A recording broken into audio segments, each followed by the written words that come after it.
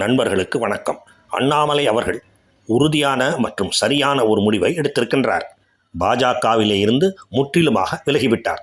தன்னுடைய அமைப்பை தொடங்கி இருக்கின்றார். அவர் தன்னுடைய அமைப்பில் சேருமாறு அறைகூவல் விடுத்த அரை மணி நேரத்துக்கு உள்ளாகவே 1,00,000க்கும் மேலானவர்கள் அந்த அமைப்பிலே சேர்ந்திருக்கின்றார்கள். அண்ணாமலை அவர்களின் ஈர்ப்பு சக்தியை கவனத்திலே கொண்டு பார்த்தோமானால் இது வியக்கத்தகுந்த விஷயம் அல்ல, எதிர்பார்க்கக்கூடிய ஒன்றுதான். அவருடைய இந்த முடிவினாலே பாஜகவிலே இருக்கின்ற சில பெருசுகள், மூத்த தலைவர்கள் மகிழ்ச்சி அடைந்திருப்பார்கள். ஆனால் அந்த மகிழ்ச்சி நீடிக்கப் போவது அல்ல, நிரந்தரமானது அல்ல. ஏனென்றால் மண்ணை கவத்தான் போகின்றார்கள். அண்ணாமலை இல்லாத பாஜக அரிசி இல்லாத நெல்லுக்கு சமம், அதாவது உமிக்கு சமம். இதை அவர்கள் காலப்போக்கிலே உணர்வார்கள். சிலர் ஏற்கனவே உணர்ந்து விட்டதாகவும் தெரிகின்றது.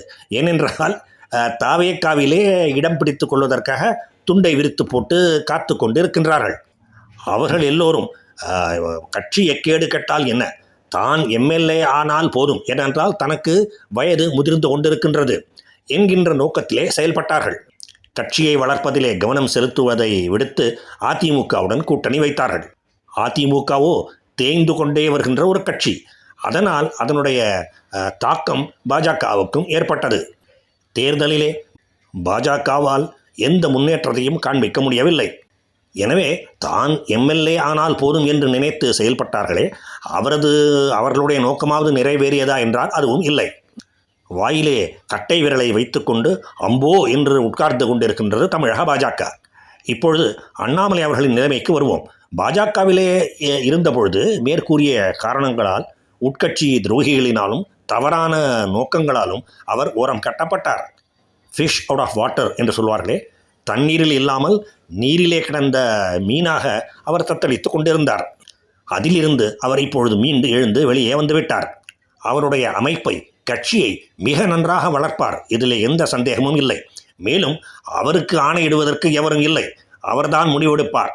அவ்வப்போது ஏதாவது சில சிறிய தவறுகள் நடந்தால் கூட அவற்றையெல்லாம் அவர் சரி செய்து கொள்வார். அந்த பக்குவம் அவரிடம் இருக்கின்றது. 3 வருடங்களுக்கு ஒரு முறை தலைமை மாற்றம். அதனால் அண்ணாமலை உழைத்த உழைப்பெல்லாம் வீணாக போய்விடுவது என்கின்ற பேச்சுக்கெல்லாம் இனிமேல் இடம் இல்லை. திரு சீமானை போல அவர்தான், அண்ணாமலை தான் அவருடைய கட்சிக்கு நிரந்தர தலைவர். கூட்டம் கூடும், அது ஓட்டாகவும் மாறும் என்பதிலே எந்த ஐயப்பாடும் இல்லை. எவ்வளவு வாக்கு சதவீதம் பெறுவார், எவ்வளவு இடங்களை பெறுவார் என்பதைத்தான் சரியாக கணித்து கூற முடியவில்லை. ஆனால் அவர் மிக மிக சிறந்த ஈர்ப்பு சக்தியோடு செயல்படுவார், மக்களை வசீகரிப்பார், நிறைய ஆதரவாளர்களையும் வாக்கு அளிப்பவர்களையும் பெறுவார். இப்பொழுது வரப்போகின்ற இடைத்தேர்தல்களிலே அவர் போட்டியிடுவாரா என்பது தெரியவில்லை. ஆனால் 2029ஆம் ஆண்டு பாராளுமன்ற தேர்தலிலே நிச்சயமாக போட்டியிடுவார். அதற்குள்ளே மத்திய அரசாங்கம் ஒரு நாடு ஒரு தேர்தல் என்கின்ற மசோதாவை அறிவித்து அதிலே வெற்றியும் பெற்றுவிட்டால் தமிழக சட்டமன்ற தேர்தலும் 2029ஆம் ஆண்டு நடக்கும்.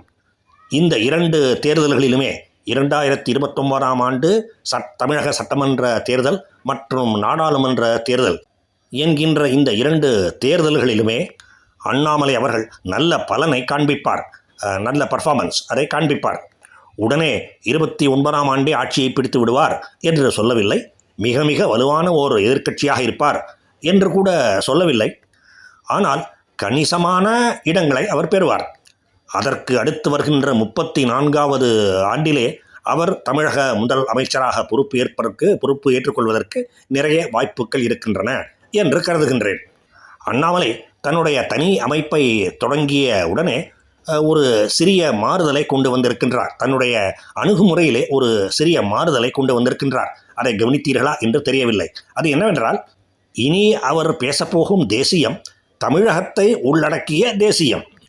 தமிழகம் சிறக்க வேண்டும், அதை போலவே எல்லா மாநிலங்களும் சிறக்க வேண்டும், அதன் மூலம் பாரதம் சிறக்க வேண்டும் என்கின்ற கொள்கையை அவர் முன்னெடுத்து செல்வார். ஆனால் இதே கொள்கையை எடுத்து செல்லுகின்ற சீமான் அவர்களிடம் சில குறைகளை காண்கின்றேன். அனாவசியமாக வட மாநிலத்தவர்களை கிண்டல் செய்வது, கேலி செய்வது, தமிழர் அல்லாதவர்களை யாரோ அவர்களெல்லாம் ஒன்றுத்துக்குமே உதவாதவர்கள் போல பேசுவது, இந்த வேலையெல்லாம் அண்ணாமலை செய்ய மாட்டார் என்று உறுதியாக நம்பலாம். இந்த புதிய பாதை மற்றும் தன்னுடைய அணுகுமுறையிலே அவர் கொண்டு வந்திருக்கின்ற ஒரு சிறிய மாற்றம், இவை இரண்டுமே அண்ணாமலை அவர்களுக்கும் நல்லது, தமிழ்நாட்டுக்கும் நல்லது. ஆனால் எது எப்படி போனாலும் அண்ணாமலை இனிமேல் அடித்து விளையாடுவார். அதுதான் அவருடைய இயல்பு. பாஜகவிலே அவர் மாநில தலைவராக இருந்தபொழுது ஓரளவு அதை நன்றாக செய்ய முடிந்தது. அதன் பின் அவர் ஒதுங்கிவிட்டார் அல்லது ஒதுக்கப்பட்டு விட்டார். அதனால் பாஜகவும் சரிந்தது, அவருடைய செல்வாக்கும் மேலும் மேலும் உயரவில்லை. இப்படிப்பட்ட நிலைமையில இருந்து மிக நல்ல மாற்றங்கள் இனிமேல் நிகழும். பாஜக என்கின்ற அமைப்பு ரீதியிலான கட்சியிலே இருந்து அண்ணாமலை அவர்கள் என்கின்ற தனி மனிதரை பின்பற்றுவது அவ்வளவு சரியில்லை என்று சிலர் கருதுகின்றார்கள். இது உண்மை அல்ல. ஏனென்றால் எந்த கட்சியாக இருந்தாலும் வலிமையான தலைமை இருந்தால்தான் மக்களிடையே ஆதரவை பெற முடியும்.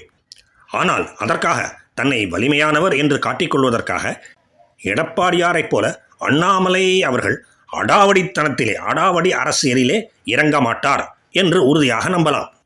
அடாவடித்தனம் இல்லாத ஆனால் உறுதியான முடிவுகளை அவர் எடுப்பார். அந்த அணுகுமுறையிலே ஏதாவது 1-2 சின்னஞ்சிறு குறைகள் இருக்குமானால் அவற்றையெல்லாம் அவர் சரி செய்து கொள்வார். ஒரு வழியாக இந்த திராவிட மாயையிலே இருந்து தமிழ்நாடு முற்றிலும் விடுபடுவதற்கான வாய்ப்புகள் பிரகாசமாக தெரிகின்றன. பொறுத்திருந்து பார்ப்போம். வாழ்க பாரதம். ஜெய் ஹிந்த்.